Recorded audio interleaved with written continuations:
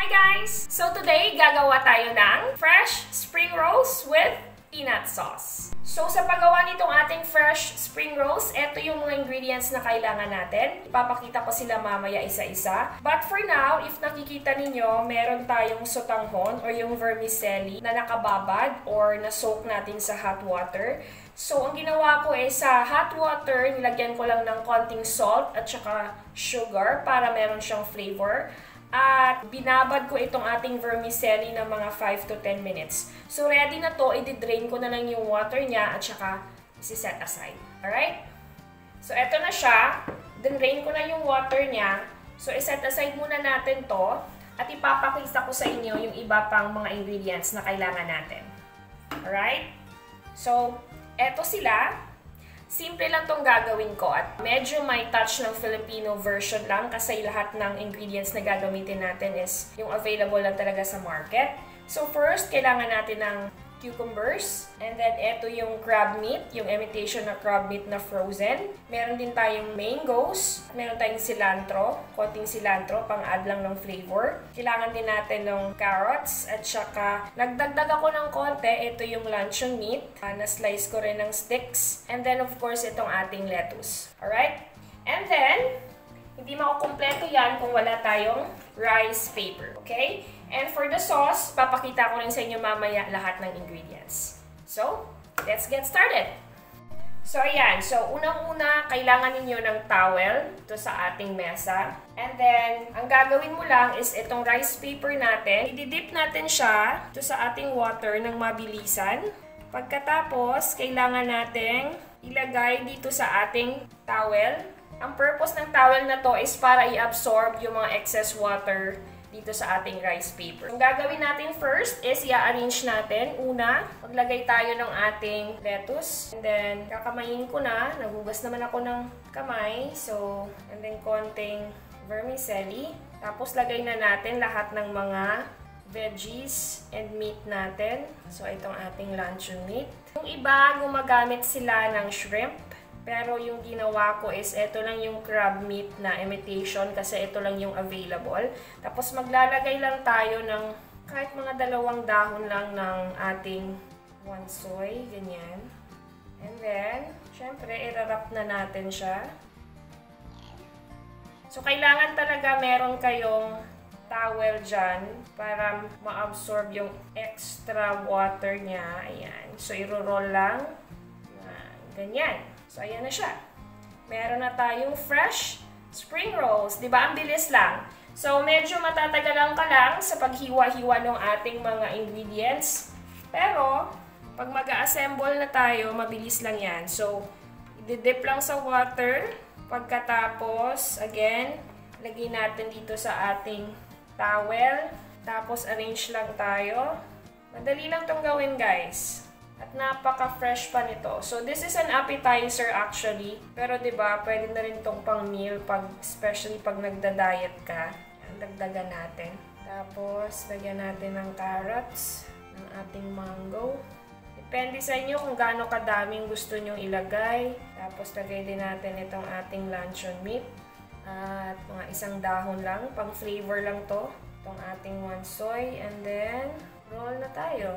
Medyo ano naman to, elastic naman tong rice paper. So, hindi ka masyadong mahirapan dyan. Close mo lang yung both sides niya. Tapos, i-roll lang natin. Mag-close siya at medyo mahigpit. Ganyan. Ayan. Meron ka ng fresh na spring rolls. So, gawa pa tayo ng isa. Gawa tayo 3. Then, ipapakita ko sa inyo kung paano gumawa ng simpleng peanut sauce. Alright? So, dip natin.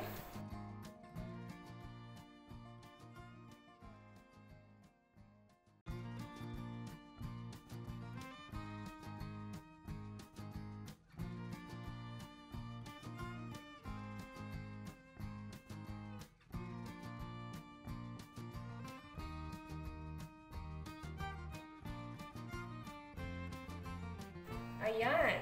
So, ayan. Meron na tayong 3 beautiful na fresh spring rolls. So, let's go. Gawa na tayo ng ating peanut sauce. So, sa paggawa nitong ating peanut sauce, eto lang yung mga ingredients na kailangan natin.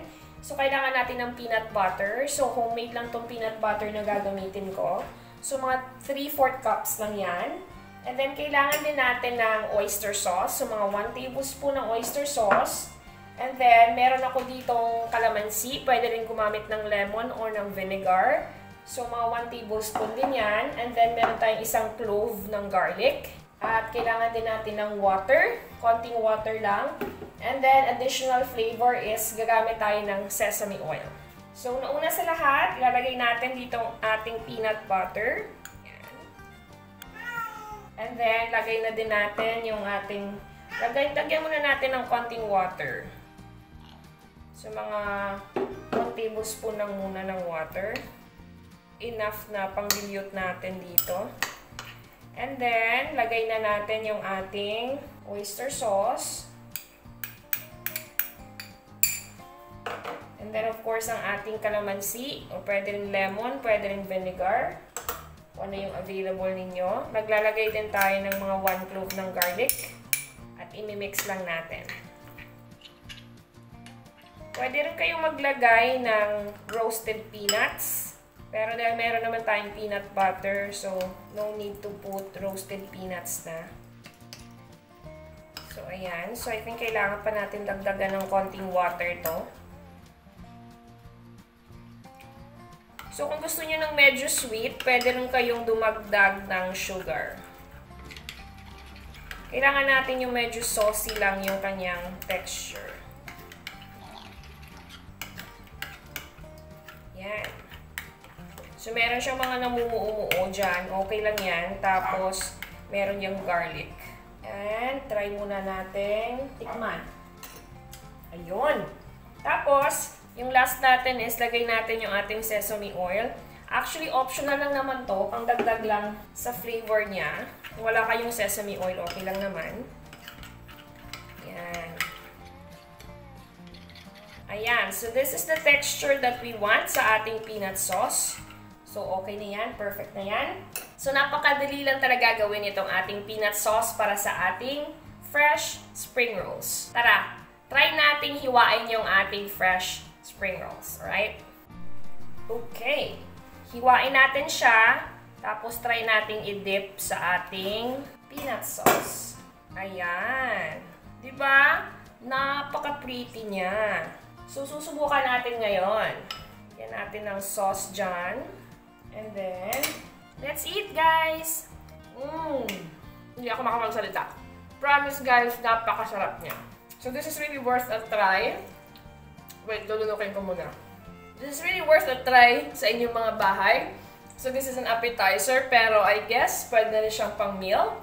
Again, remind ko lang, yung mga hindi pa nakapag-like and follow sa page natin, please like and follow because we will be celebrating our anniversary in August. And as usual, mamimigay tayo ng giveaway sa ating mga followers at sa mga nag-like ng page. And of course, if kaya, make sure na meron na kayong top fan badge kasi mamimigay din tayo ng special prizes para sa ating mga top fans. And of course, yung nga pala, yung Delish PH is pwede na mag-receive ng stars. So, any stars na isi-send ninyo is malaking help talaga sa ating page. And again, maraming salamat sa pagsama sa atin today. And this is our fresh spring rolls with our peanut sauce. Thank you for watching, guys. See you on the next video. Bye!